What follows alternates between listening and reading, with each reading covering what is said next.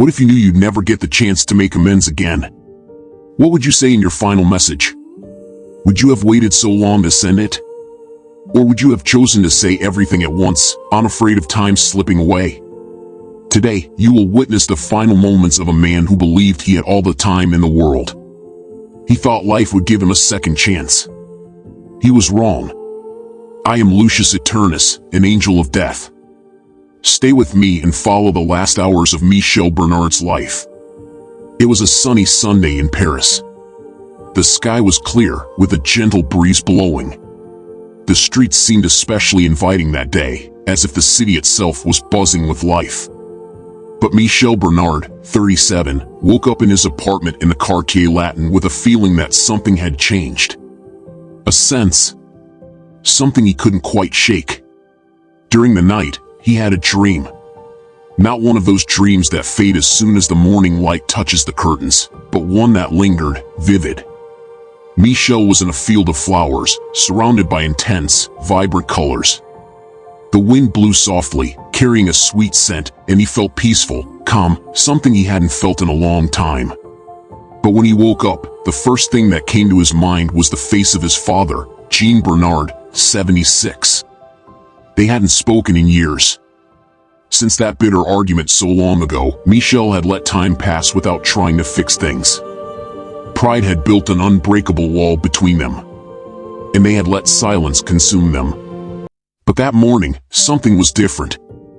The dream, the peace, it all seemed to point to a long-ignored desire, a need he had avoided for too long. He had to make things right. It was now or never. Michel was a graphic designer. He spent his days trying to capture perfection in every detail of his work, but his personal life was falling apart. The distance between him and his father was an open wound that had never healed. Over the years, he had convinced himself that there was enough time to fix everything, but now, he finally understood that time wasn't as generous as it seemed. Determined, Michel got up, dressed quickly, and headed out into the streets of Paris with a sense of purpose he hadn't felt in years. When he arrived at Les Deux Magots, he picked his usual table by the window, where he could see Boulevard Saint-Germain bathed in the soft morning sun. He ordered his usual black coffee and a crispy croissant, but his mind was far from there. While he ate, he pulled out his phone and hesitated. This was it. He started typing. "Papa, I'm so sorry. I wish we could talk like we used to. Can we meet? J'ai besoin de toi." He stopped and reread every word, wondering if it was enough. After all these years, would those words make a difference? Or maybe it was already too late to heal the wounds. Will he forgive me? Michel thought. Did I wait too long? Is there still time? His fingers hovered over the send button for a second. He took a deep breath, his heart beating faster, and then hit send. It was as if, in that moment, he handed his fate over to time. But something strange happened right after. Time around him seemed to slow down. The sound of conversations in the cafe faded, like he was submerged in a dream. Michel looked at his reflection in the window, and for a brief second, he saw something. A vague, indistinct shadow lingered behind him. A chill ran down his spine. He quickly turned, but there was no one there. The cafe went on as usual, waiters moving back and forth, customers chatting peacefully. Everything seemed normal. But the lights in the cafe flickered for a moment, and a sense that something was off stayed with him. The peace he had felt when he woke up began to slowly slip away. Time, 10:27 a.m. 9 hours and 33 minutes left until Michel's death. I followed him as he left the cafe. Michel was visibly disturbed, as if something inside him was beginning to fall apart. He walked quickly, like he could escape the uneasy feeling that was consuming him. I knew he still believed he had time. Everyone does. He walked along the banks of the Seine, where Paris, as always, was full of life. The fresh air and the reflection of the water did nothing to calm him. The more he walked, the heavier the silence around him seemed to grow. In the distance, the imposing Notre Dame Cathedral came into view, but Michel barely noticed it. He was trapped in an inner void, The kind of deep silence you feel when you're waiting for something that never comes. His phone vibrated in his pocket. Every time he checked, he hoped it was finally the response he longed for. But it was always useless notifications. And time kept moving forward, offering no relief. When Michel reached the Pont d'Arts, he stopped. There, in that exact spot, so many childhood memories flooded back. He and his father, walking hand in hand, talking about the future, looking at the locks on the railings. Now, that place felt distant and empty, just like the relationship he wanted to restore. He stared at the water, lost in thoughts that had chased him for years, but that he had never faced. A sudden memory hit him, Place du Tertre, in Montmartre, where he and his father used to go to watch the street artists. They were inseparable back then. Now, the wall between them seemed unbreakable, built out of pride. The same pride that had stopped him from acting sooner. Why did I wait so long to fix this, he thought, almost in despair. What kept me from looking for my father earlier? The answer was clear: fear of rejection. A wounded pride. The idea that there would always be more time. But now, he was starting to understand that tomorrow is never guaranteed, just a vague promise that doesn't always come true. As the sun moved higher, Michel's anxiety grew. I could feel how much he was twisting inside, crushed by his father's silence. He checked his phone every few minutes, as if, somehow, that could change things. But nothing changed. And he knew that waiting was pointless. Michel reached a point where he couldn't take it anymore. He couldn't keep waiting. He needed to fix this face to face. The message he'd sent wasn't enough. There was no more room for doubts or unsaid words. He drove back to the Quartier Latin, got in his car, and decided he was going to see his father. As he drove, his eyes focused on the road, but his mind was elsewhere. Montmartre was his destination. He passed streets he knew so well, Rue de Rivoli, Place de la Concorde, but everything felt like a blur. His head was full of questions. What if my father rejects me? What if it's too late? As the car moved forward, Michel felt a rising tension. The silence inside the car was suffocating, and the weight of the words he had never spoken was pressing down on him. He needed a moment to breathe, to collect himself. He stopped near Café de Flore, a place he used to go to clear his mind. He went in, not knowing that I was waiting for him. Sitting in the back of the cafe, in my human form, I watched him. Dressed in a flawless black suit, I could see him struggling with himself. When our eyes met, I saw the hesitation in his. Maybe he felt something, but didn't know what it was. I made a small gesture with my hand, inviting him to come closer. Michel obeyed without question. He sat down in front of me, restless but curious. He wanted to know who I was, but didn't have the strength to ask. His thoughts were elsewhere. I looked directly into his eyes, seeing the confusion and fear, and I asked him, "Do you think words spoken too late still hold the same weight?" The question hit him like a blow. He mentally recoiled. I could see the struggle on his face. He had no answer, and that deeply bothered him. The words he had hesitated so long to send, the time he had let slip by, all of it now seemed meaningless. Michel wanted to believe he still had time, but now doubt was eating him alive. Without saying another word, Michel abruptly stood up. The conversation had gone too deep for him. He thanked me mechanically, but his mind was somewhere else. He didn't even order the coffee he had planned to drink. He hurried out, still confused, unaware that he had just spoken to death itself. I watched him leave, calm. Michel still believed he had time. But I knew that the clock was ticking. Every minute that passed brought him closer to his final destination. Back in the car, Michel drove with a mix of urgency and desperation. He needed to see his father. He needed to say what had been stuck in his throat for so long. But deep down, he wondered, was there still time for forgiveness? Time, 1:52 p.m. 6 hours and 8 minutes left until Michel's death. I was there, watching as Michel drove through the streets of Paris. He was tense, his hands gripping the steering wheel as if holding on tighter could somehow fix everything. Time seemed to be slipping away, and he pressed harder on the accelerator with each passing second. But what he didn't know, and what I knew all too well, was that time had already made its decision. Avenue Junot lay ahead. And then, an old memory flooded his mind. Michel, still a boy, walking with his father through Place du Tertre in Montmartre. Jean's easy laugh, his strong arm resting on Michel's shoulders while a street artist sketched a portrait of them. It had been a perfect day. They were inseparable, as if nothing could ever come between them. But now, that memory hurt. The simplicity of that love, that bond, felt too far away. Time had turned it into a bitter memory, full of regret. Michel pressed the gas, but the traffic was heavy.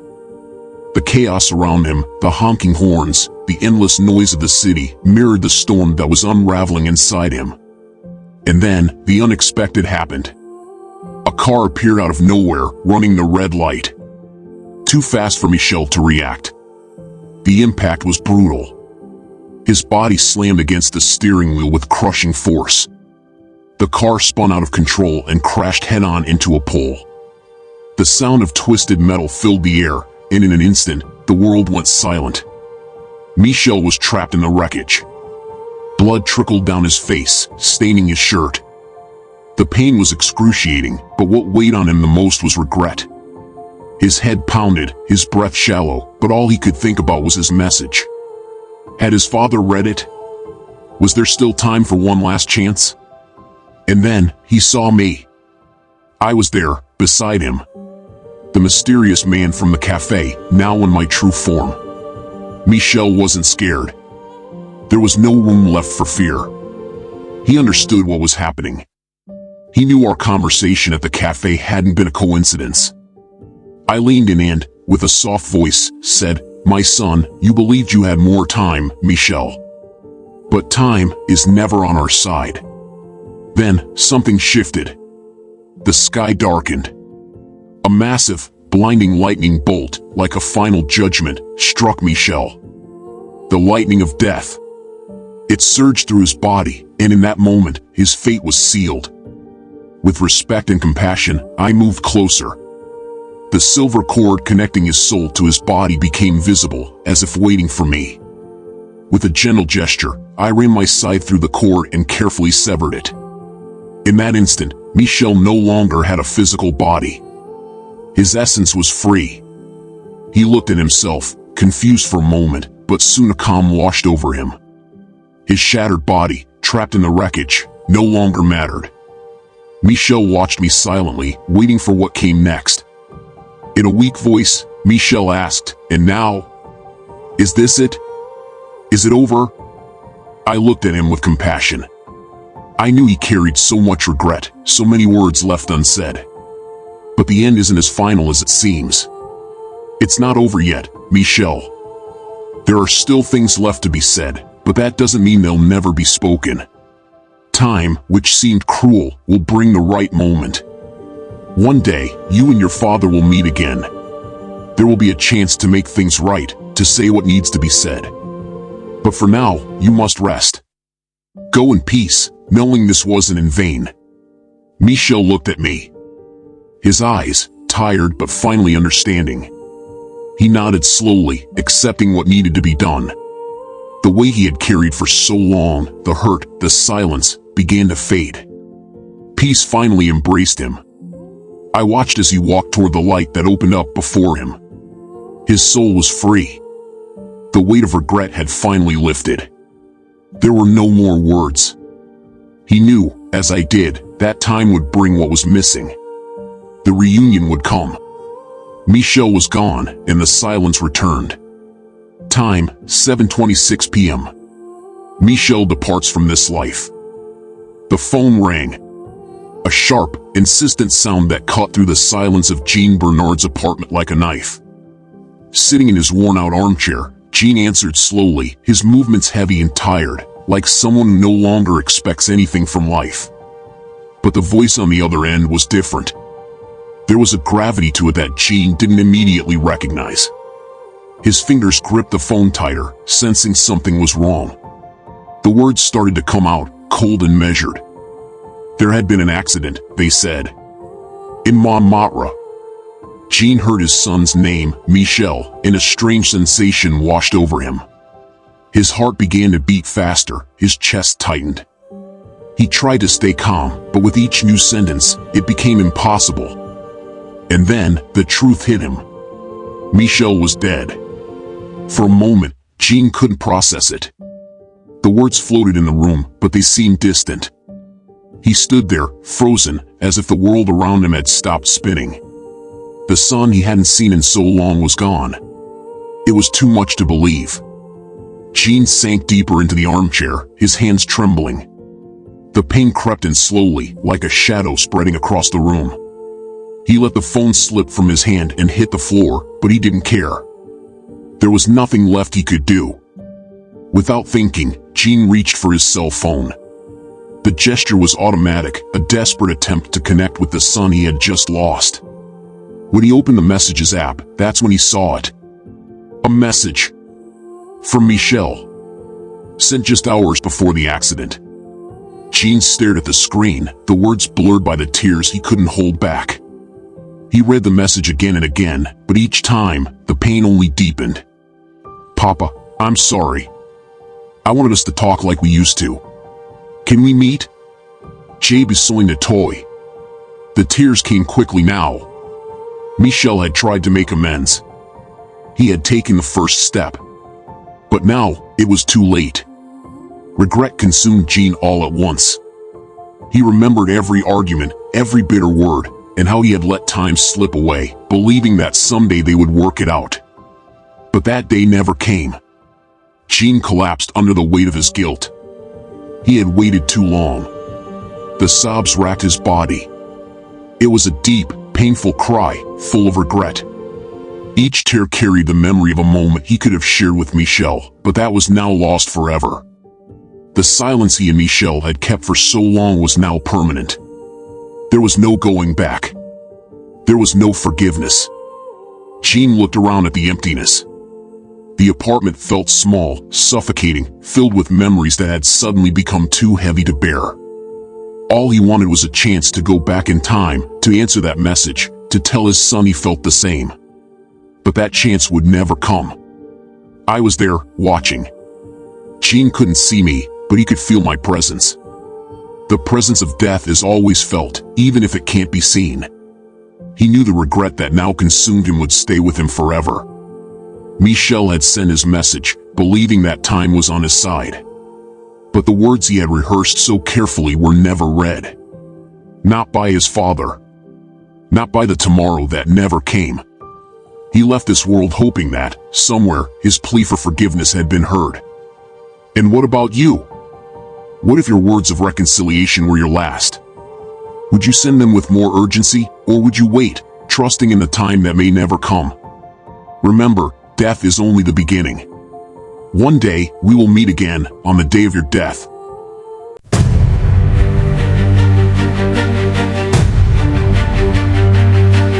In shadows I walk. I've been here from the start. I am the hand that seals fate, the end of every heart. I'm no villain nor hero. I'm the peace amidst the pain, the angel who comes, who takes, yet offers love again. I am the dance of the eternal, the final breath, the subtle touch that brings an end to death. I